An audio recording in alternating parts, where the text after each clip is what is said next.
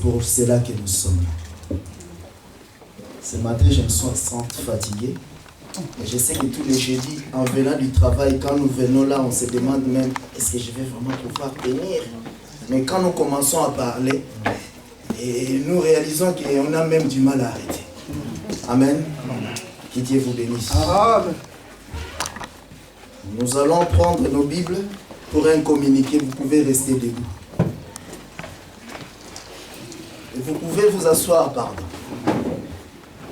Ce n'est que juste un communiqué. Nous allons prendre les livres de Jérémie. Nous sommes un peuple béni parce que nous écoutons la voix de Dieu. C'est ça notre différence avec les autres. La femme samaritaine avait dit à Jésus-Christ que nous adorons. Jésus ne lui avait pas dit non, tu mens. Jésus a reconnu que oui, elle adorait. Au puits de Jacob. Mais il lui a dit que l'heure est venue où ce n'est plus ici, ni à Jérusalem. Mais le moment est venu d'adorer Dieu en esprit et en vérité. L'esprit est important dans notre vie. Nous allons lire Jérémie, chapitre 1er, au verset 12. Au verset 5. Avant que j'étais formé dans le ventre de ta mère, je te connaissais. Et avant que tu sois sorti de son sein, je t'avais consacré. Je t'avais établi prophète des nations. Amen. Un autre communiqué très important dans Romains 8.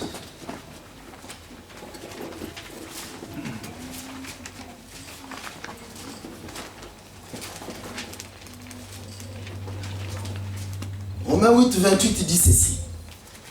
Nous savons du reste que toute chose concourt au bien de ceux qui aiment Dieu, de ceux qui sont appelés selon son dessein. Car ceux qu'il a connus d'avance, il les a aussi prédestinés à être semblables à l'image de son Fils, afin que son Fils soit le premier-né de beaucoup de frères. Et ceux qu'il a prédestinés, il les a aussi appelés. Et ceux qu'il a appelés, il les a aussi justifiés. Et ceux qu'il a justifiés, il les a aussi glorifiés. Amen. Acclamons le Seigneur. Amen. Nous allons prendre notre communiqué dans 1 Corinthiens chapitre 1er.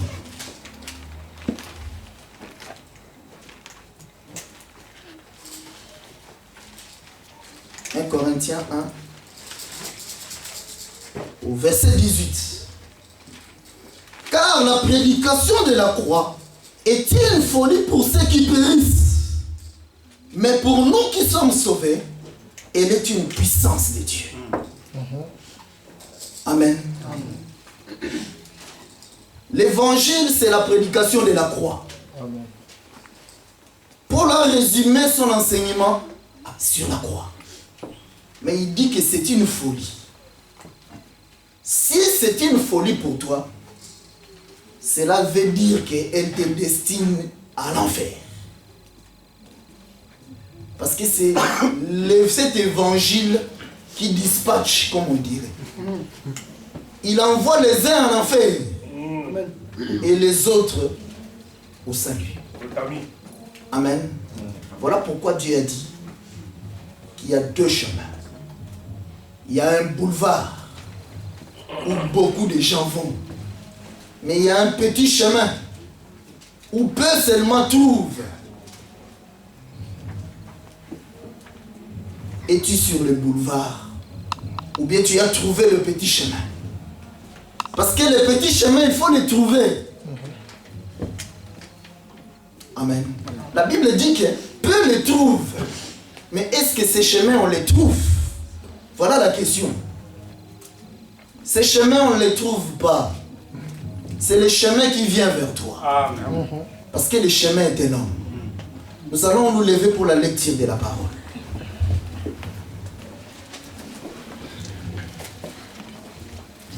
Si tu es un enfant de Dieu, tu peux refuser de suivre Jésus comme Jonas. Lui, il n'a pas besoin que tu le suives. C'est lui qui va te rattraper. Amen. Il va te contraindre à les suivre. Amen. Amen. Que tu le veuilles ou non. Jonas l'avait su à son dépens. 1 Jean chapitre 5. Au verset 6. C'est lui, Jésus-Christ, qui est venu avec de l'eau et du sang. Non avec de l'eau seulement, mais avec de l'eau et avec le sang. Et c'est l'Esprit qui rend témoignage. Parce que l'Esprit est la vérité. Car il y en a trois qui rendent témoignage. L'Esprit, l'eau et le sang. Et les trois sont d'accord. Amen. Amen. Vous pouvez vous asseoir.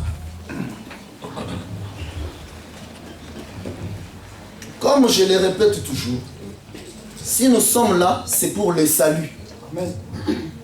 Si ce n'était pas pour le salut, nous on restera tranquillement à la maison. On a travaillé toute la semaine, on est fatigué. On aimerait vraiment se reposer. Mais si malgré ça nous sommes ici, en hiver nous venons, c'est pour entendre la voix de Dieu.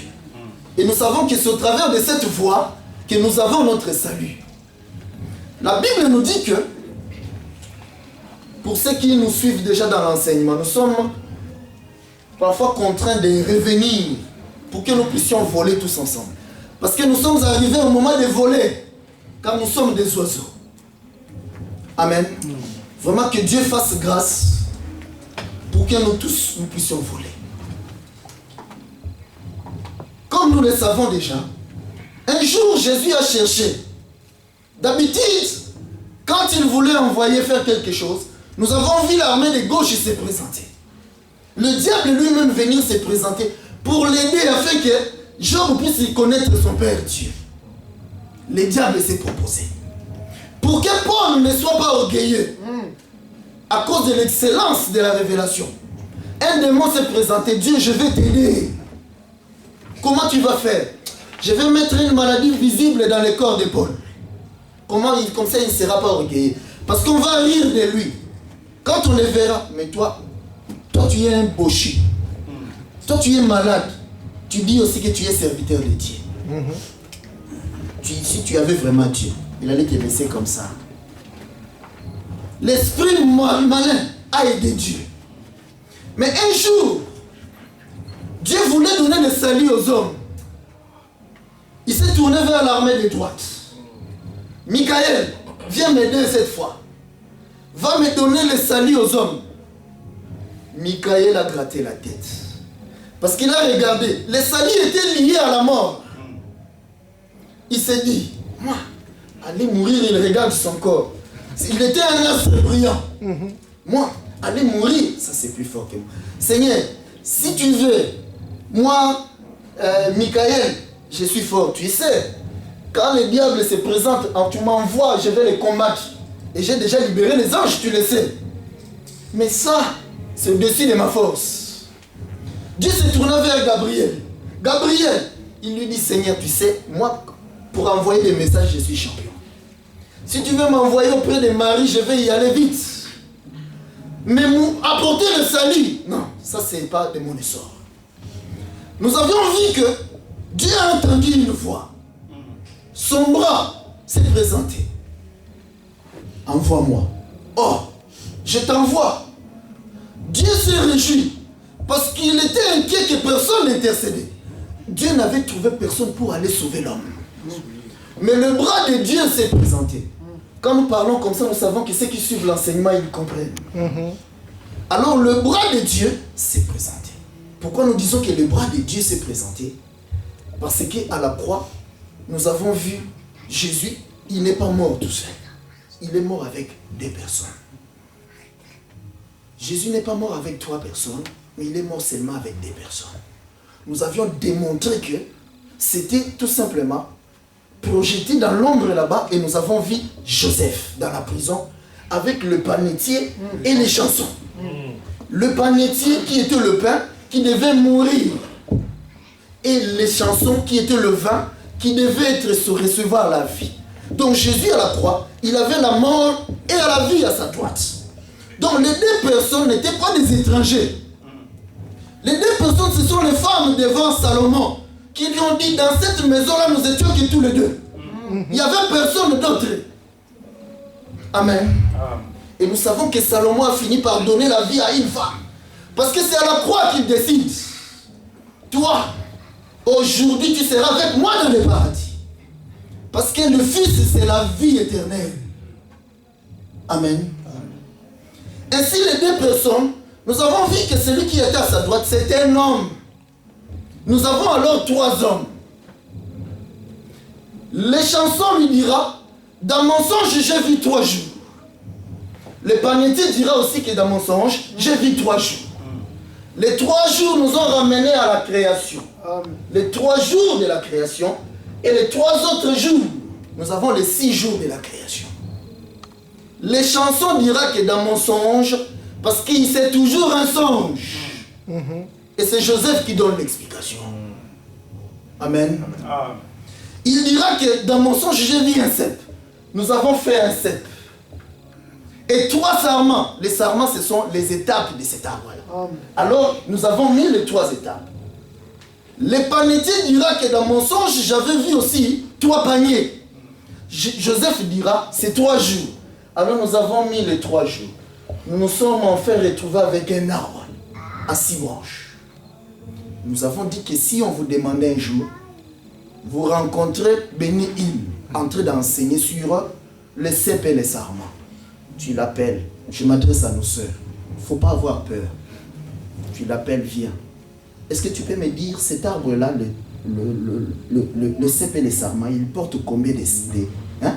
Cet arbre-là porte combien de sarments? Il va trouver que vous dites des bêtises. Ce n'est pas écrit. Lui, il ne verra pas. C'est une folie pour ceux qui périssent. Amen. Parce qu'il s'agit de la croix. Alors, pour nous, ça ne doit pas être une folie. Voilà pourquoi Dieu nous amène à décortiquer ces choses. Parce que c'est ça la vie éternelle. Amen. Amen. La vie éternelle, ce n'est pas que tu fasses le bien. Voilà pourquoi Dieu avait une pitié de Corneille. Malgré le bien que tu fais, Corneille, mais tu n'existes pas. Envoie quelqu'un chercher Pierre, parce que Pierre, il a la clé du royaume. Quand Pierre est venu, il a parlé. Amen. Corneille est rentré dans le royaume. Ainsi, nous avons compris que à la croix, il y avait un homme qui était au milieu, qui est le cep. Il y avait un autre homme à sa droite et un autre homme à sa gauche. Donc, à la croix, nous avions en réalité 3 personnes. Ces 3 personnes-là sont indissociables de la personne. Nous avions vu alors ces 3 personnes à la montagne de la transfiguration. Amen. Les apôtres ont regardé. Ah, nous reconnaissons Moïse, nous reconnaissons Élie. Parce que pour reconnaître Élie, c'est facile. Il s'habille bizarrement. Il n'aime pas les habits de tout le monde. Lui, il porte des peaux. Quand ils ont vu quelqu'un avec la peau, nous te connaissons. Amen. Ainsi, quand ils ont dit, bon, comme vous êtes 3 dans la gloire, nous allons stationner ici. Notre enseignement va parler de vous 3. La nuée est venue. La nuée a fait disparaître les 2 pour faire apparaître seulement une seule personne. Cette seule personne, c'était la main gauche qui était Moïse, la main droite qui était Élie, dans la personne. Amen. Nous avions expliqué que Moïse avait un ministère de la mort. Voilà pourquoi Israël n'est pas sauvé. Donc il y avait la mort qui était le pain, et Élie qui était ressuscité, parce que Moïse est mort. Élie qui n'avait pas connu la mort qui était enlevée, c'était la vie, c'était les chansons. Amen. Selon notre évangile, ce n'est pas nous qui vous enseignons. Nous vous montrons comment Dieu a déjà posé l'enseignement. Amen. Nous bénissons Dieu pour ces choses. Car toutes ces choses vont rester une folie pour le monde. Dans le monde, ils vont vous dire l'essentiel, c'est de prier. L'essentiel, c'est de faire le bien. C'est tout. Si c'était comme ça, Diana serait sauvée.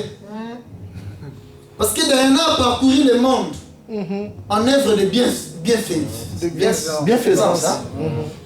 Et elle a parcouru l'Afrique et elle a distribué de la nourriture. Tu peux donner de la nourriture, mais ce n'est pas ça le salut. Parce que Corneille l'avait fait. Le salut, c'est la prédication de la croix. Quand cette prédication n'est pas une folie pour toi, tu as la certitude d'être un enfant de Dieu. Amen. C'est cela l'évangile éternel. Réalisez la grâce que Dieu vous a faite. De vous donner ces choses. Car ces choses, comme nous le disons, Dieu nous a donné un conseil. Que si quelqu'un vient comme ça, il commence à bâtir une maison, il est un bourricot. Il n'est pas sage. Parce qu'avant de construire une maison, il doit s'asseoir, il fait d'abord un plan. Il fait appel à un architecte. Hein? Il fait un plan, il calcule les dépenses qui vont commencer la maison et la finir. Dieu lui-même qui a donné ses conseils, il parlait de lui-même. Voilà pourquoi nous avons compris au début de l'enseignement que Dieu, avant d'avoir créé, il s'est assis. Il a fait un plan parce qu'il est sage architecte.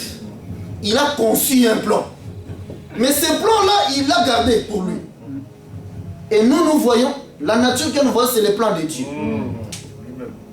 Mais maintenant, il faut que Dieu vienne te montrer le véritable plan, parce que ça, c'est l'ombre, pour que tu comprennes tout ce que tu vois. Amen. Ces plans-là, la révélation du plan, c'est ça l'évangile éternel. Voilà pourquoi Dieu l'a promis à la fin du chantier. Quand la maison est finie, tu regardes les plans. Ah, donc il y a 10 fenêtres, ouais. Ah, je vois. Avec les côtes. Dieu a tout prévu. Avec les côtes. Voilà pourquoi si dans les plans de Dieu, Adam devait vivre éternellement dans les jardins d'Éden, alors Dieu a échoué dans son plan. Amen. Parce que c'est ça ce que le monde dit. Que non, Adam vivait tranquillement. Il était la créature de Dieu. Il vivait tranquillement avec sa femme dans le jardin d'Éden. Et le diable s'est joué de Dieu. Il est venu faire tomber Adam et Ève. Non. Donc il n'est pas Dieu. Il a failli dans son plan.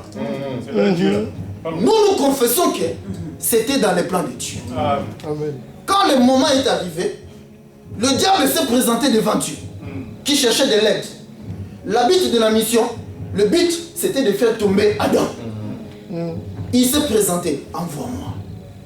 Comment tu vas faire? Mais Adam, il est fort. Mais il a une faiblesse. Sa faiblesse, c'est sa femme. Alors je vais isoler la femme, je vais la séduire. Elle va tomber. Ça c'est bon, parce que Adam, il est fort. Adam, lui, il m'avait entendu lui parler. Mais Ève ne lui avait pas entendu. Donc, tu peux réussir. Vas-y! Il l'avait envoyé. Quand il est venu, Dieu il attendait. Quand Ève a accepté, Dieu s'est réjoui. Parce que son plan de la rédemption devait maintenant rentrer en action. Si cela n'était pas arrivé, mais toi et moi, nous ne serons pas là. Vous comprenez? Nous ne saurons même pas que Jésus est sauvé. Or, le plan de la rédemption montre que Jésus est sauvé. C'est pourquoi nous l'adorons. Nous l'avons adoré ce matin. Parce qu'il nous a sauvés. Il a laissé tous ceux qui font du bruit là. Vous voyez à côté. Ils sont nombreux. Parce qu'ils sont sur ce chemin-là, le boulevard. Mais toi et moi, il nous a sortis. Il nous a révélé son plan. Il nous a donné la vie éternelle. Voilà une bonne raison d'adorer ce Dieu-là. Amen. Mais remarquez une chose. Dès le départ, quand Dieu a sorti Adam, Dieu a regardé, il a trouvé que non. Il manquait quelque chose à Adam. Adam se réjouissait. Quand il voit les lions, tu es lion. Quand il voit la girafe, tu es girafe. C'est-à-dire Adam s'est vertué à faire bien son travail. Quand Dieu les regarde, lui il croyait qu'il était heureux. Quand tu regardes, non, toi tu n'es pas heureux. Je connais ton problème parce que c'est moi qui l'ai créé, ces problèmes. c'est Dieu toujours qui crée les problèmes et il vient nous donner des solutions. Amen. Dieu est venu, il a tué Adam. Amen. Dieu a tué Adam. Hein? Vous suivez. Parce que la Bible dit qu'il a fait tomber Adam dans un profond sommeil. Hein? Ça c'est en français. Mais il a donné l'explication avec Lazare. Quand il dit, notre ami, parce que c'est toujours un ami, notre ami Lazare, il est mort. Il dort. Mais c'est bien, il se repose. Vous n'avez pas compris. Parce que là, c'était le langage de la terre. Comme les hommes. Il a pris le langage du ciel. Il est mort. Ah, là, ça change tout. Bon, comme là-bas, on voulait te tuer, bon, nous sommes obligés de les suivre. Comme il veut retourner là-bas, on va nous tuer aussi. Ils sont partis. Donc, profond sommeil, veut dire mourir. Au commencement, Dieu a pris Adam. Il a tué pour un seul but. Parce qu'il fait tout avec un but. Pour prélever une côte d'Adam. Peut-être il aurait pu prendre même une main parce que c'est un peu plus grand. Non, il a choisi seulement une côte. Il aurait pu prendre, il y a 6 et 24 côtes, il aurait même pu prendre la moitié. Non, une seule côte qu'il a pris. Il a créé la femme. Adam s'est réveillé.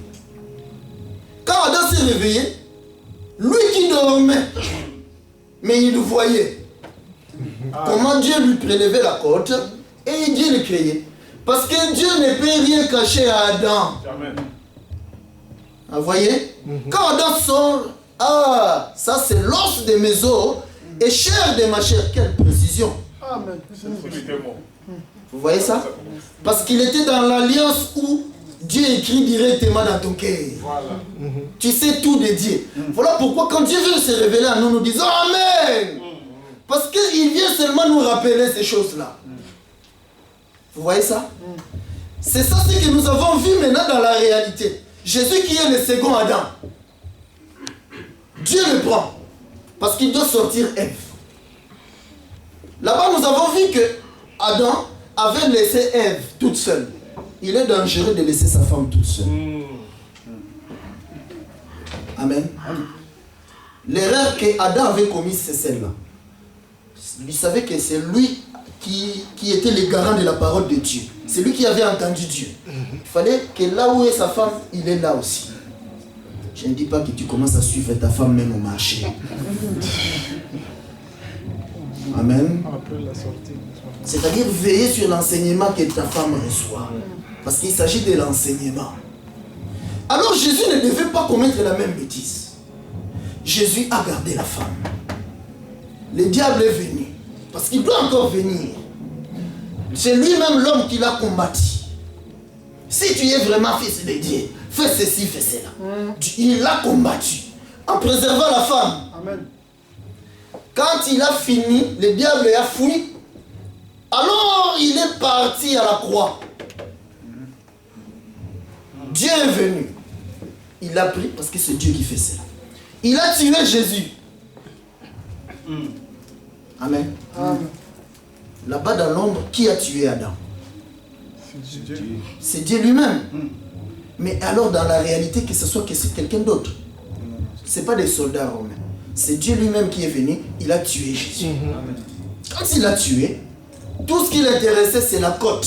Amen. Alors Dieu est venu sous forme d'un soldat romain. Hein? Il était une marionnette. Une marionnette. Paf! Dieu a prélevé la côte. C'est là où Dieu vient nous redonner un élément important. Nous avons vu l'eau et le sang sortir. Amen. Jean là-bas nous avait dit que quand Jésus est venu pour nous sauver, il avait 3 choses à la main. L'eau, le sang et l'esprit. C'est-à-dire la vie qu'il nous a apportée sur la terre, c'était les 3 choses. C'est pourquoi dans l'ombre, nous avons vu cela avec Joseph. Joseph, que ses frères avaient tué, parce qu'ils l'ont tué. Nous avons vu 3 choses dans sa vie. Et à la fin, il dira à ses frères, non, n'ayez pas peur. Parce qu'il a... le songe est devenu la réalité. Ils l'ont vu dans la gloire.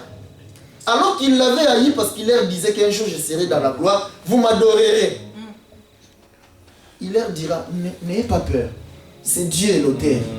Vous n'étiez que des marionnettes. Amen. Parfois quand on vous fait du mal, il faut adorer Dieu. Amen. Parce que toute chose concourt au bien de ceux qui l'aiment. Il sait lui-même pourquoi. Imaginez-vous Joseph en train de supplier ses frères aînés.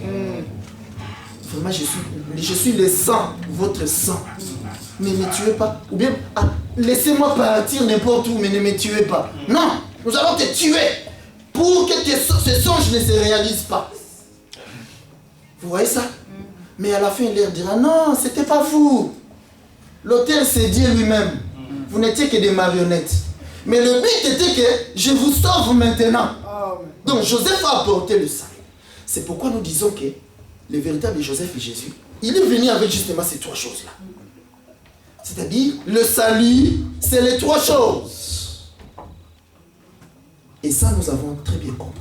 C'est-à-dire, l'eau, le sang et l'esprit, nous les voyons lors de l'accouchement. Parce que sur la terre, nous tous, nous sommes nés un jour. Et personne n'est né différemment, ou bien personne n'est né sans les trois choses. Vous voyez? Alors, si Dieu maintenant vient, ça c'est l'ombre, si Dieu vient maintenant dans la réalité qui est spirituelle, nous sauver autrement, ou par la prière, il y a un problème. C'est pourquoi nous disons que, de la même manière que Dieu a donné la vie sur la terre, de la même manière il doit le donner spirituellement. C'est ça ce qu'il a dit à Nicodème. Nicodème, tu es un grand prédicateur. Tu as la gloire, mais tu n'existes pas. Tu n'existes que sur la terre. Quand tu mourras, tu resteras sur la terre, tu disparaîtras. Il faut que tu aies l'existence spirituelle. Mais pour ça, tu dois refaire la même opération. Ma manière de donner la vie ne change jamais. Parce que je suis le même hier, aujourd'hui et éternellement. Vous voyez ça? Alors, ce qu'il a dit à Nicodème, c'est ça ce qu'il dit à tout le monde aujourd'hui. Tu fais du bien, c'est bien. Tu fais ceci, tu pries, c'est bien. Mais la vie éternelle, ce sont les trois choses. Si tu ne passes pas par là, tu n'existes pas pour Dieu. Amen. Ça, c'était un récapitulatif. Mais aujourd'hui, nous allons ajouter un autre élément. Allons dans Genèse. C'est Genèse qui nous intéresse souvent.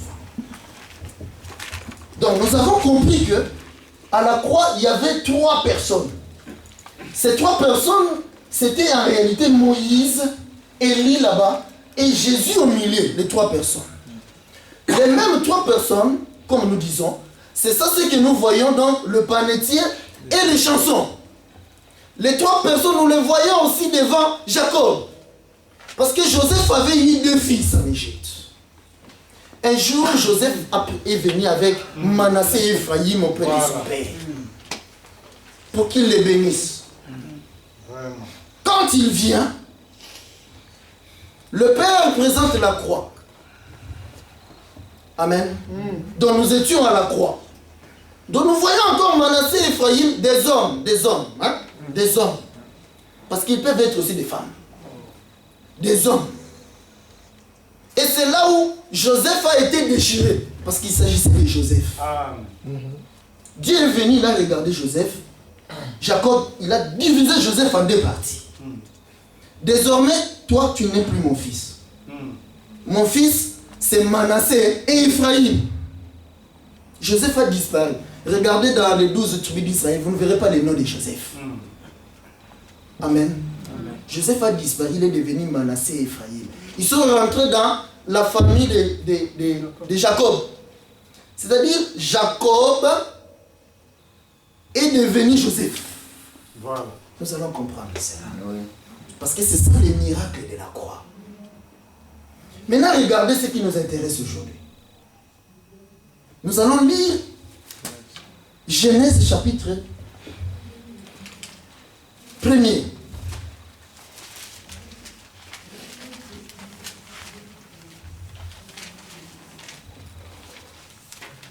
Quand nous lisons ces choses, nous sommes tellement contents que Dieu nous ait donné une telle grâce. Et que nous nous demandons, mais comment est-ce que les gens peuvent manquer les jeudis, par exemple? Je vous dis que les jeudis, Dieu nous fait une grâce particulière. Demandez à ceux qui viennent. Nous passons les moments dans l'intercession. Toi qui attends qu'on convoque les jeûnes et prières de 3 jours, tu as un problème. Nous passons des moments dans la prière, dans l'intercession et c'est merveilleux. Regardez.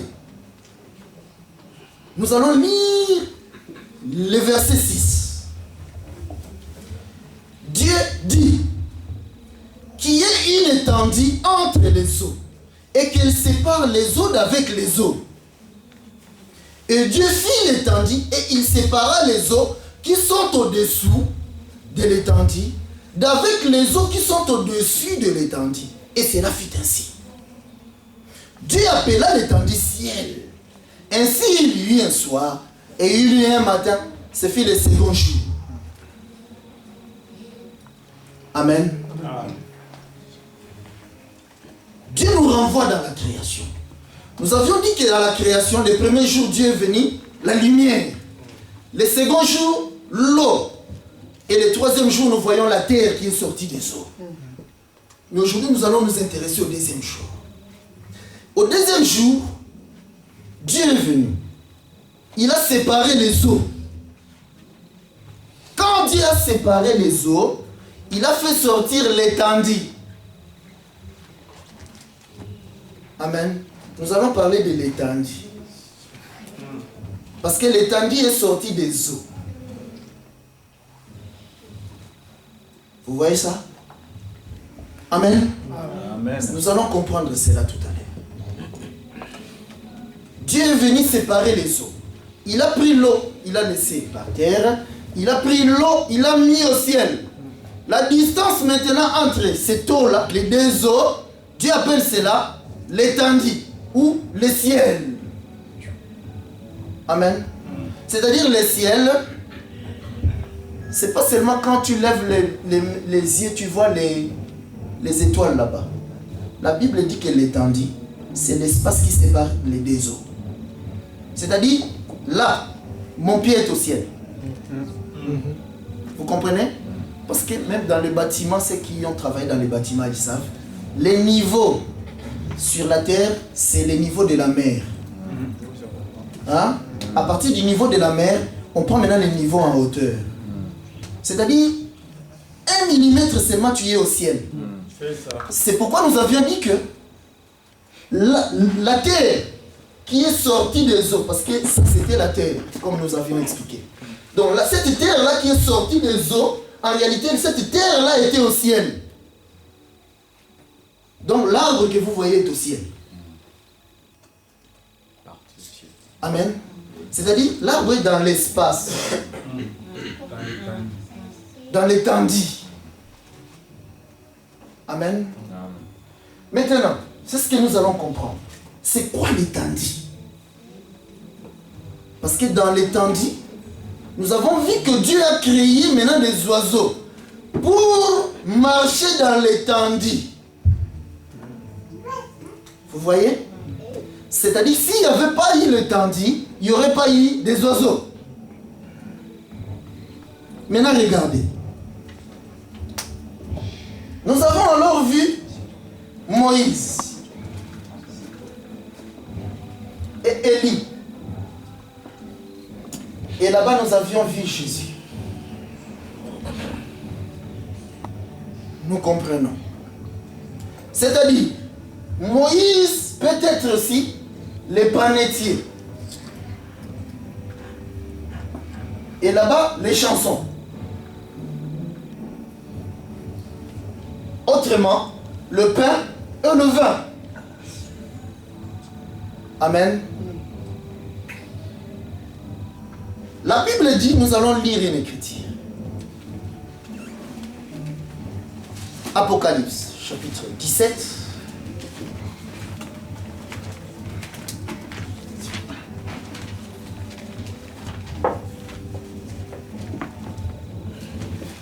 La Bible dit ceci à partir du verset 15. Apocalypse 17, 15.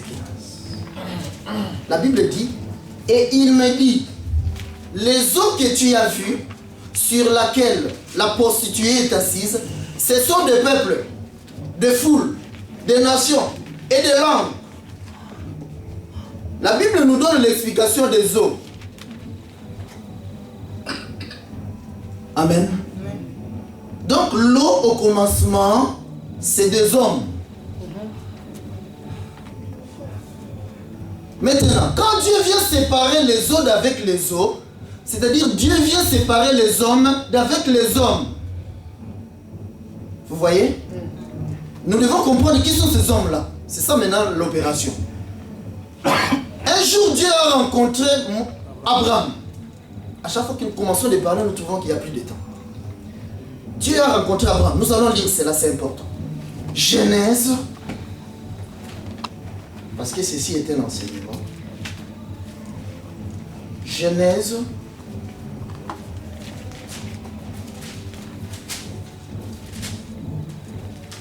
Je crois.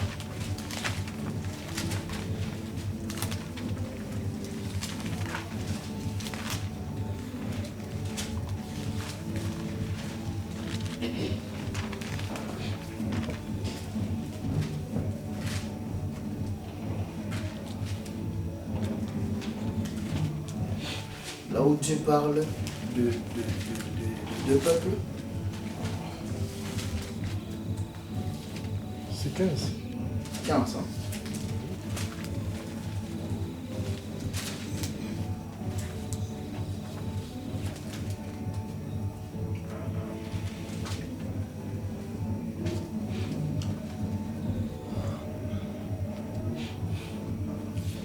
Oui, au 15, on parle des étoiles.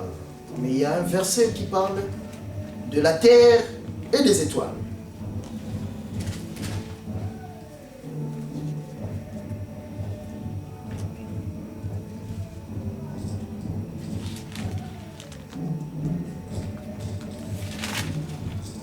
Bon, comme ça, les hommes de Dieu vont nous chercher ces passages et nous allons les donner. Dieu parle de 14. Nous allons prendre Genèse chapitre 22.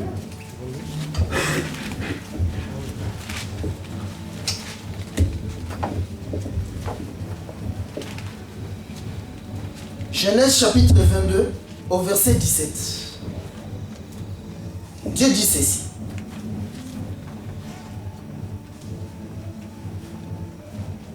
Nous pouvons commencer au 15. L'ange de l'Éternel appela une seconde fois Abraham des cieux et dit, je le jure par moi-même, parole de l'Éternel, parce que tu as fait cela et que tu ne m'as pas refusé ton fils, ton unique, je te bénirai et je multiplierai ta postérité, comme les étoiles du ciel et comme le sable qui est sur les bords de la mer. Et ta postérité possédera la porte de ses ennemis. Il y a des endroits où il a fait voir à Abraham la terre, contre le sable de la mer. Non, je ne peux pas, Seigneur. Ta postérité serait comme le sable. Il lui fait voir le ciel, contre les étoiles. Je ne peux pas. Ta postérité sera comme les étoiles. En réalité, Dieu a montré à Abraham deux postérités. La postérité terrestre, c'est-à-dire les sables de la mer, on peut les toucher. Et puis, les étoiles qu'on ne peut pas accéder, qu'on ne peut pas toucher. C'est spirituel et matériel. Donc, la descendance d'Abraham matérielle, les sables de la mer, c'est Israël que l'on voit. Et la descendance d'Abraham spirituelle, c'est les étoiles qu'on ne peut pas toucher. Ce sont ces deux descendances qui étaient dans Abraham. Amen. Voilà pourquoi Dieu a appelé Abraham père. Père, Abraham signifie père de la multitude. C'est-à-dire, en toi, il y a beaucoup de peuples. Alors, ce peuple-là, c'est Israël et nous. Mais nous sommes là ensemble. Au commencement. Vous voyez? Voilà pourquoi Dieu maintenant vient pour nous séparer. Amen. Alors Dieu vient, il laisse Israël sur la terre. Voilà pourquoi nous voyons Israël. Israël, ce n'est pas un peuple spirituel de Dieu. Si un juif tue un palestinien, Dieu est content. Amen. Amen. Amen. Les ennemis d'Israël ne sont pas spirituels, ce sont matérialistes. Pourquoi? David tuait les Philistins, les autres, les Moabites. Dieu était content. C'est Dieu même qui disait, rentre là-bas, tue tout le monde, les bébés, les femmes, les enfants, tout le monde. Tout le monde. C'est-à-dire l'ennemi d'Israël, même jusqu'à présent aujourd'hui, Amen. c'est physique. Toi qui crois que ton ennemi, tu dois le détruire parce que David le détruisait, tu meurs. Parce qu'il y a des prières diaboliques qui croient que non, tes ennemis, tu dois les maudire, tu dois demander du mal pour eux. Non, l'Écriture, Jésus a dit que tu dois prier pour tes ennemis et les bénir. Voilà. Amen. Parce que nous, notre ennemi, c'est spirituel, c'est les démons, c'est le diable. Mais l'ennemi comme ça, les Palestiniens est l'ennemi d'Israël. Voilà pourquoi les ennemis d'Israël ne réussiront jamais à occuper Israël. Non, sinon nous on ne sera pas sauvés. Vous comprenez? C'est-à-dire notre modèle c'est Israël. Amen. Tout simplement. Petit peu. Hein? C'est pourquoi nous devons toujours bénir Israël. Maintenant regardez. Dieu est venu maintenant au deuxième jour séparer Israël de nous. Mais comment Dieu a fait cela? La Bible dit que Dieu sépare. Quand il a séparé, alors l'étendue est apparue. Vous voyez? Donc l'étendue, c'est la distance entre Israël et nous. Vous voyez ça? Alors, si à la croix ici, donc ici Moïse, c'est Israël. Amen. Donc Moïse, c'est Israël. Ou bien, c'est lui qui était à gauche de Jésus, qui n'a pas reconnu Jésus. Mais toi, tu es pécheur, je vois tous les péchés de la terre sur toi, tu es pécheur. Et l'autre qui disait, ah, toi tu as un royaume, parce qu'il a vu le royaume. Personne ne l'a enseigné, mais il a vu le royaume. Que nous mourrons parce que nous méritons. Nous sommes des hommes mauvais. Mais toi, tu es juste. Ce sont nos torts qui sont tombés sur toi. Alors quand tu viendras dans ton règne, pense à moi. Et la réponse n'a pas tardé. Hein? C'est toi qui dois avoir les fils. Mais là, regardez. Donc, l'autre, c'est l'église. C'est nous. Donc, il y a Israël d'un côté et l'épouse de l'autre. Mais nous étions un même peuple. C'est l'ordre au commencement. Vous comprenez? Alors, c'est cet homme-là au milieu qui est venu nous séparer. Vous voyez ça? Donc, la séparation entre Israël et nous, nous voyons cet homme-là. Donc cet homme-là, c'est l'étendue. Donc l'étendue est un homme. Hein? L'étendue est un homme. C'est Joseph. Vous voyez ça? Amen. Amen. L'étendue est un homme. Parce qu'il est en train de rigoler. C'est pas merveilleux ces choses? L'évangile éternel, nous ne nous contentons pas de vous dire que c'est ceci. Non. Nous démontrons les choses. Pour que vous puissiez les maîtriser. Donc celui qui est au milieu de ces deux peuples, c'est lui l'étendue.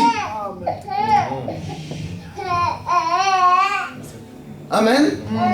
Mais maintenant, donc dans l'étendue, dans cette étendue-là, nous avions dit que Dieu, quand il est son plan, hein, vous voyez son plan, dans son plan, il fallait qu'il crée un homme. Cet homme-là, c'était Joseph, les chansons et les panetiers, les trois qui faisaient un. Vous voyez ça? Un jour, Abraham les a vus. Quand Abraham les a vus, oh, je te reconnais. Il n'a pas dit je vous reconnais. Je te reconnais, tu ne passes pas. Malgré que tu es déguisé, parce qu'il était déguisé. Il aime se déguiser. Voilà pourquoi tout le monde ne l'a pas vu. Mais nous, on le voit dans tous ces déguisements. Ils étaient trois. Ne passe pas, tu as faim. Viens manger. Il les avait invités sous un arbre. Le Mamré. Vous voyez ça? Quand il les a invités sous l'arbre, la Bible dit qu'il faisait plein jour. Et le soleil sans limite. Hein? C'est-à-dire quand on est sous l'arbre, on voit. Mais tous les gens, il a sûrement rencontré les gens sur la route, non? Il y en a qui l'ont poussé là-bas. C'était Dieu créateur des cieux et de la terre. Mais parce qu'il ne voyait pas, il était sous le soleil. Mais celui qui était sous l'arbre, le Mamré, il avait les yeux de voir. Oh, que Dieu bénisse les Mamrés. Si tu n'es pas sous les Mamrés, tu ne verras pas. Parce que remarquez, quand la lumière du soleil tape, c'est l'arbre qui prend. L'arbre qui prend les rayons nuisibles du soleil. Il les filtre et tu as l'ombre. Les transformateurs, que Dieu te bénisse, bien aimé. C'est-à-dire, si tu es sous le soleil, tu ne verras pas. Israël l'a vécu à son dépens. Pourquoi ils n'ont pas vu Dieu? Parce qu'il était le soleil qui brillait. Voilà pourquoi le soleil, si tu y essayais un jour à midi, et regardez le soleil, on t'emmènera à l'hôpital.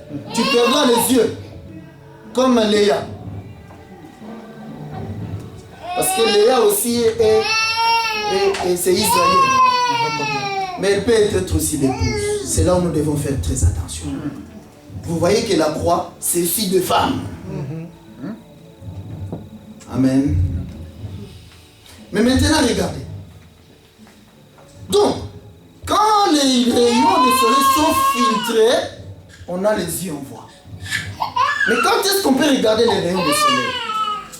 Si ce n'est que la nuit. La nuit, on peut observer la lune, voire même des montagnes dedans.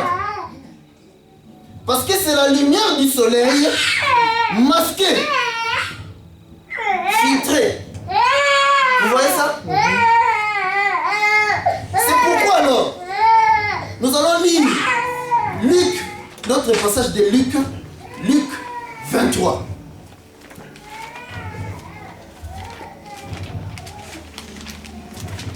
Luc 23, où nous avons vu les deux hommes, les deux malfaiteurs qui s'y fient avec Jésus. Mais ce qui nous intéresse, ce n'est pas les deux malfaiteurs, parce que nous les connaissons déjà. Nous n'avons pas besoin de lire ici. Nous n'avons qu'à aller voir Léa et Rachel. Ou bien nous n'avons qu'à aller voir les panetiers et les chansons. Ou bien Manassé ou Ephraïm. Vous comprenez? Donc, sans la Nouveau Testament, nous on prêchera la croix. Mais ce qui nous intéresse, c'est 44. La Bible dit, il était déjà environ la 6e heure, et il y eut des ténèbres sur toute la terre, jusqu'à la 9e heure. Le soleil s'obscurcit, et le voile du temple se déchira par le milieu. Jésus s'écria d'une voix forte, Père, et en disant ces paroles, je remets mon esprit entre tes mains. Et en disant ces paroles, il expira. Amen. C'est la suite qui nous intéresse aujourd'hui. C'est-à-dire, après, quand on nous montre les deux personnes à la croix, on nous montre maintenant un élément qui s'est produit ces jours-là. Le soleil a perdu son éclat. Le soleil est devenu obscur. Parce que le soleil, nous voyons Ésaïe venir dire que un enfant nous est né. Un fils nous est donné. Amen. Amen. Quand il prophétise pour la vie, Balaam vient dire que, oh, je vois, pas maintenant, de loin, un astre qui se lève d'Israël. Zacharie vient préciser, le soleil nous a visités. Vous comprenez? Donc, cet enfant-là, c'est un soleil. Or, cet enfant-là, c'est Joseph. Vous voyez ça? C'est Joseph. Donc, c'est l'étendue. Mais maintenant, remarquez, quand le soleil fait sa course, personne ne peut regarder le soleil.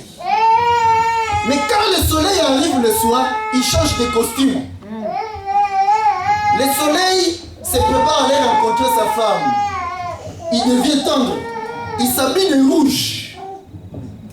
C'est-à-dire le soleil se sacrifie. Parce que ce soleil-là, c'est l'agneau dans l'Égypte. Amen. Avant qu'Israël ne puisse rentrer dans cette nuit-là, où Dieu devait venir répandre la mort, il a fallu prendre l'agneau, le tuer, mettre